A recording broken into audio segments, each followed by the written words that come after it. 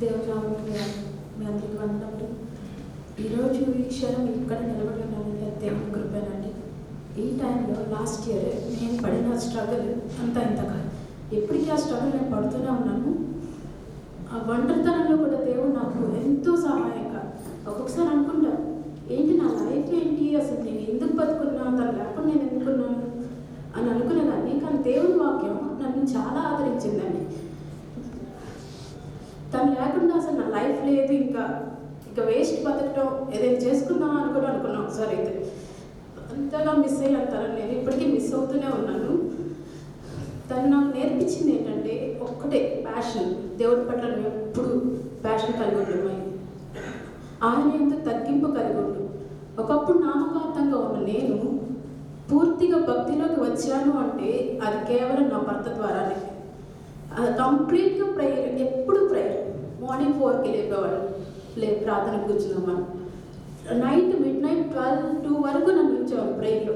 Complete ప్రేయర్లోనే ఉండేవాడు. ఎక్కువ ఇద్దరం వాక్యం. నాకు డౌట్స్ వచ్చినా తనని అడిగేదాన్ని, ఏంటి ఇలా ఉంది కదా, ఇలా ఉంది కదా. తనతో నేను చేసుకున్న ఆ సహవాసం కానీ, ఆ బాండింగ్ కానీ ఇంకా నేను లైఫ్లో నేను పొందలేను. ఇంకా అది ఏంటంటే తను అసలు ఎప్పుడు నాకు ఆత్మీయంగా చాలా బలపరుస్తూ ఉంటాడు.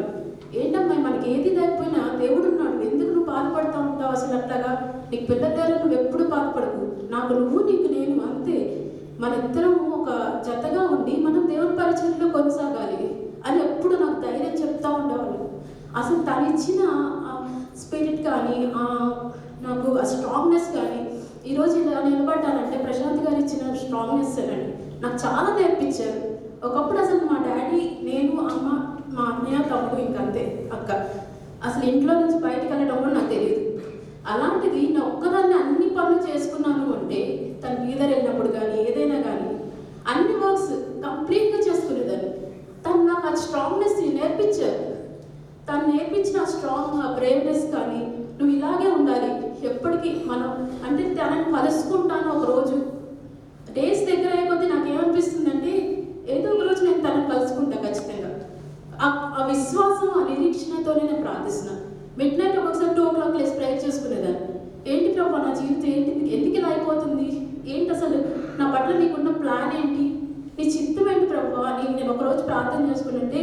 ద్వితీయోపదేశకాండం 7:6, నీ దేవుడైన యెహోవా నీకు ప్రతిష్ఠ జనము, నీ దేవుడైన యెహోవా భూమి మీద ఉన్న సమస్త జనముల కంటే నిన్ను ఎక్కువగా ఎంచి నిన్ను తనకు స్వకీయ జనంగా ఏర్పరచుకుంది. ఇది నాకు వాగ్దానంగా వచ్చిందండి. అంటే ఏదో కంప్లీట్ ప్లాన్ దేవుడు నా పట్ల ఉన్నాడు. అంటే మధ్యలో తను అంత సేవ చేస్తున్నా దేవుడు తనకు తీసుకున్నాడు అంటే సంథింగ్ గాడ్ ఏదో చేయబోతున్నాడు నా లైఫ్లో. ఎంతోమందికి సాక్ష్యంగా నిలబెట్టిపోతున్నాడేమో నాకు తెలియదు. నేను ట్రై చేసుకుంటున్నా.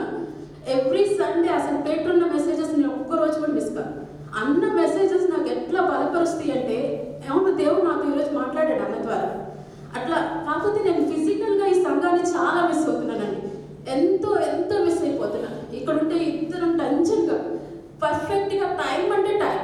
8కి సర్వీస్ అంటే నువ్వు 8కి ఇక్కడ ఉండాల్సిందే. నువ్వు తిన్నా తినకపోయినా వచ్చేసారి లాగా వచ్చేసేవాడు నన్ను కంప్లీట్గా. అసలు తన నుంచి నేను నేర్చుకున్నది ఏంటంటే ఆ ధైర్యం కానీ, ఆ ప్యాషన్ కానీ, ఆ స్ట్రాంగ్నెస్ కానీ, అసలు పర్ఫెక్షన్ అంటే తనే అండి. మ్యాన్ ఆఫ్ గాడ్ అని చెప్పవచ్చు. కంప్లీట్గా దేవుని కోసం, దేవుడు అంటే పిచ్చి అంతే. నువ్వేంటి ఎప్పుడు ఇలాగే ఉంటావా, ఇంకా ఫ్యామిలీకి నువ్వు టైం ఇవ్వవా అని ఒక్కొక్కసారి క్వశ్చన్ చేస్తాను నేనైతే తనని. దేవుడు ఉన్నాడు అమ్మాయి, మనకి చాలు, ఇంకా దేవుడు ఉంటే చాలు, నువ్వు కూడా అలాగే ఉండు అని చాలా నన్ను బలపరిచారు. ఒక టైంలో నాకు లాస్ట్ ఇయర్ ఏంటంటే జూన్ 2020 ఆ టైంలో కరోనా వచ్చింది. నాకు కూడా 1 month బాగా సఫర్ అయిపోయాను. ఇంకా నా పని అయిపోయింది.